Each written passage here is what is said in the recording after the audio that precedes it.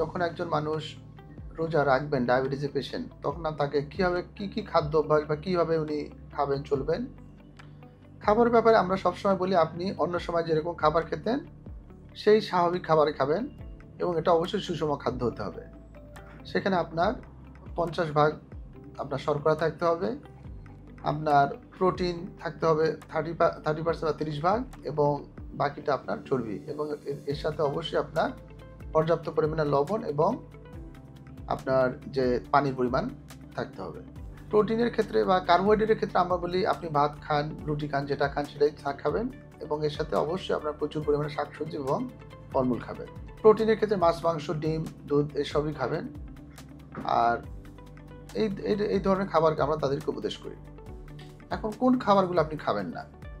যেহেতু আপনার ডায়াবেটিস, অবশ্যই মিষ্টি, যে অতিরিক্ত মিষ্টি যে খাবারগুলো, যেমন আমাদের জিলাপি বা এই ধরনের যে খাবারগুলো আছে মিষ্টি, এগুলোকে অ্যাভয়েড করতে হবে।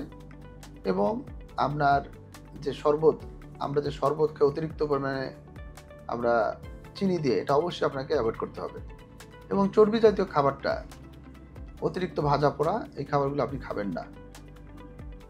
এরপরে আমরা রুগীদেরকে আরও বলি যে আপনি অন্য সময় আমরা ডায়াবেটিস রোগীদেরকে নিয়মিত একটা এক্সারসাইজ করতে বলি বা হাঁটতে বলি।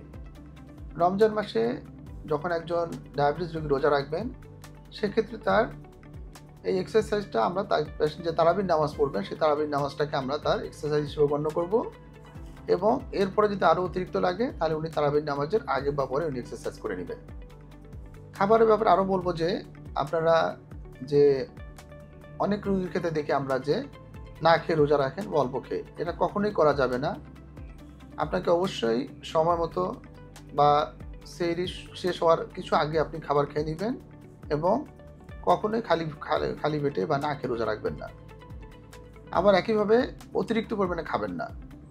অতিরিক্ত পরিমাণে খেলে আপনার হাইপারগ্লাইসেমিয়া বা ডায়াবেটিক কিটোসিস বা এই ধরনের অনেক অন্যান্য কমপ্লিকেশনের মতো কমপ্লিকেশন ডেভেলপ করতে পারে।